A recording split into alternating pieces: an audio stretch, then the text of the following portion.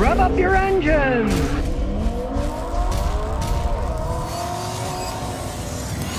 Well, here we go again with Subaru. Don't I didn't warn you. Subaru is now recalling a bunch of Crosstreks, Foresters, and accent SUVs. Their engines might just stop running while you're driving down the road. According to Subaru, there's a certain part in the engine that breaks and allows oil to get into parts it's not supposed to. So the engine can just stop running. You're going to get a bunch of smoke coming out of the tailpipe they have, but you can get on the highway and it just stops running. But to top it all off, which makes it even worse, these parts can break off and destroy your engine. Now, Subaru's saying that they replace the parts, and if necessary, they'll repair things that damaged, or if they have to, replace the entire engine. Well, I've had that happen with a bunch of my customers in the past. A lot of times, they don't want to cover it. They'll say, oh, well, your engine went out. It wasn't because of that. It was because of something else, yada, yada, yada. It just shows, as I've been saying for decades, Subaru is not a quality car manufacturing company, especially when it comes to engines. They have had engine problems ever since they came out with those boxer engines. The head gasket's blowing. The automatic transmission's not working right. It is not that great of a car manufacturing company, and that's why I tell people not to buy them. Now, if you have one, make sure you get your VIN number. You can go to that National Highway Traffic Safety Association.org website, type in your VIN number if you're worried you've got one, because sometimes people move, you never get the notifications, and if there is, take it in and get it fixed. And if you have had an engine problem with them, definitely get a copy of that. Take it in. Make them pay for any repairs that you had to have done. But if you're smart, listen to Scotty, don't buy a Subaru in the first place. Ed Punisher 414 says, I want to know if I should trade in my Nissan Cube 2010 and upgrade to something else. Probably a pretty smart idea. And it's 2010, long after Renault took over the company and the quality went. You got lucky, you got 10 years out of it. Get rid of it as soon as you possibly can if you can get any money at all for it, so you don't end up with a money pit. Now, if it runs perfectly fine and you find out you're trying to sell it, you can't get anything for it, in that case, heck, just keep driving until the wheel falls off, and when they do, just get rid of it if you're not getting any money for it.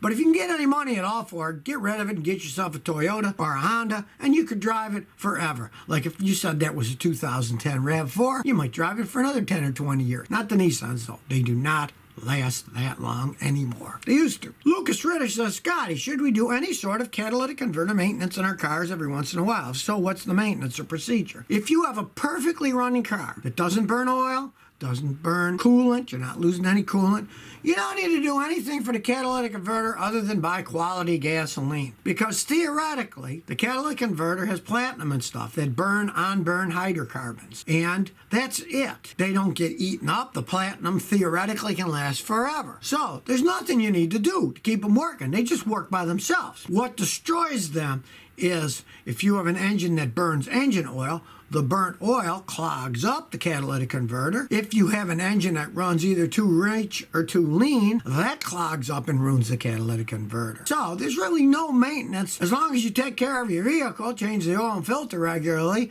and use good gasoline. Now, if you live in some place where there's places that have crappy gasoline, especially like in Mexico, or people tell me in India and Pakistan there's a lot of bad gasoline, yeah, then you might want to throw some catalytic converter cleaner in a tank every once in a while to try to get rid of the impurities. But normally, you don't have to do anything. Universal Associate says, Scotty, the axle seals are leaking in my '09 Honda Fit with manual transmission, 180,000 miles. Should have put a sealer in the transmission to try to stop the leak. Here's what I'd advise you to do. I would advise you to change the fluid. It just has a drain plug. You drain it, and then there's a side plug. You take it out, and you pump new fluid in till it comes out there, and it's full. And I would also add AT205 reseal. A company called ATP Products in Chicago makes it. Amazon sells it. Just buy a bottle, put it in. It could help. If it doesn't, you're going to have to take the axles off, put new seals in. Pretty involved job, a lot of work, but a lot of times that'll work. But you do want to do it with new fluid, because the old fluid that's dirty, it won't work as well.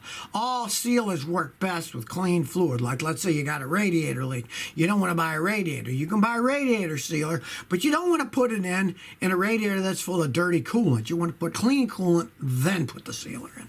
And all sealers work in the same way. Geo455 says, I got a 22 Yukon, 256,000 miles. Can bad spark plug call a P0420 code? Okay, yes, they can. P0420 is an inefficient catalytic converter. If your vehicle is not running correctly, then anything can cause the catalytic converter to be inefficient because it has to work too hard and it gets overwhelmed with pollutants. Change the spark plugs first. You want to make sure the vehicle runs right before you start spending money on something as expensive as a catalytic converter. Turd Nugget says, hey Scotty, I'm a new driver, inherited a 2001 Chevy Silverado 2500 V8. How reliable is it? I recently replaced the radiator and the wiring switch because my blower's bad. They're not as reliable as they used to be, but the 2001s are better than the newer ones. You said you inherited it, so you got it for nothing. My advice with vehicles that you got for nothing is you change the radiator. Probably did it yourself, not that bad of a job, right? Use an aftermarket radiator, save money. Drive it around, see how it works. So if it burns a little, oil's cheap, you know? It's a gas hog because it's a big V8 Chevy pickup truck, so that's just nothing you can do about that.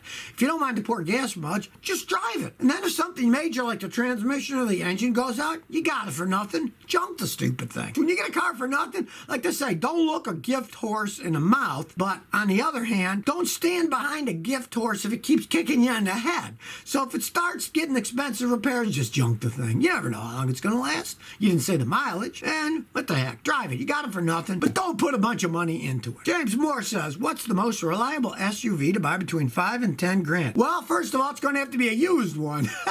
And second of all, SUVs are so popular, they go for way more money than they're worth. Your scenario there, if you're talking 5 to 10 grand, I would say you want something reliable, get a Toyota. Get whatever one you like. Get a RAV4, get a Highlander. Now you're going to have to get an older one with some mileage on it because they hold their value. You could pick up something like a Ford Explorer real cheap because they don't have very good resale value. But you're probably not going to be happy with it. They're not great vehicles when they're used with high mileage. You can buy a new one, they're okay, but you can't buy them with really high mileage. I'd say look for a Toyota that you can afford. It's going to be higher mileage and older, but they are the best made ones. John C. Hey, Scotty. Happy New Year from Toronto. Can the rear windshield wiper motor on an '05 Matrix be replaced relatively easy at home? Or should I take it to a mechanic?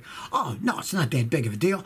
As long as your hatch opens, you open the hatch. All you got to do is take all that plastic crap off. And it just snaps off. You'll see a couple of screws here and there, and the rest you just pull and pull. Get a screwdriver behind the bottom, start popping. It'll pop, pop, pop, come right off. Then you'll see it's in there. It just bolts off and bolts on. It's not rocket science. Now, let's say you can't open the hatch. Yeah, then it's a real stinker of a job because you got to be able to get the hatch open so you get enough working room so the whole panel comes off. But once you get the panel off, it's a pretty easy job. You know, it's not rocket science, like I say. I've got '07 Matrix. I've changed them. I can do them in like 20 minutes or so. It's not that big of a deal. Ben Howie says, I have an Aprilia RSV APRC. It has 254,000 miles. It still looks and runs good. How much do these bikes last? How reliable is it? Wow. I don't know if I believe you. I think you might be making this one up. I have never ever seen an Italian motorcycle that had 254,000 miles on it. Ever. And I've been messing with cars since I was a teenager, and I'm 66 years old now.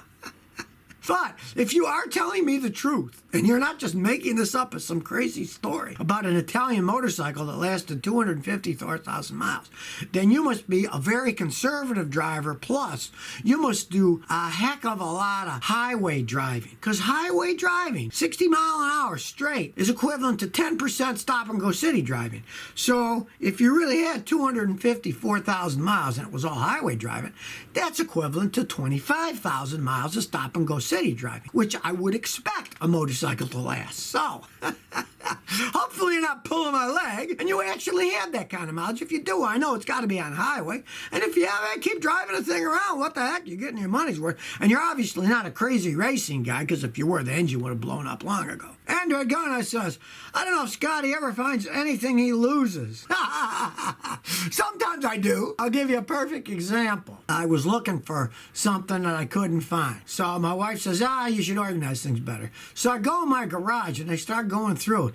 Man alive, I found like 10 tools and I wondered what happened to them. Eventually I found what I was looking for. That was the 10th one. But I found 9 other things. It's kind of a nice surprise if it's something serious and I use it all the time, I'm not going to spend forever looking for it. Let's say it's a tool that I use every day when I'm fixing cars. If I can't find it, I'll just go to AutoZone that's 2 blocks from here and I'll buy another one. Or I'll order on Amazon and it comes the next day if it's something I use once in a while. I'm not going to search forever for a tool, but I do find things occasionally that I've lost, especially my keys. I can lose them all the time, but I put one of those little beepers on it. So when I lose it, I get the control and push it. And then if I don't hear it beeping, I go outside and see if it's beeping outside.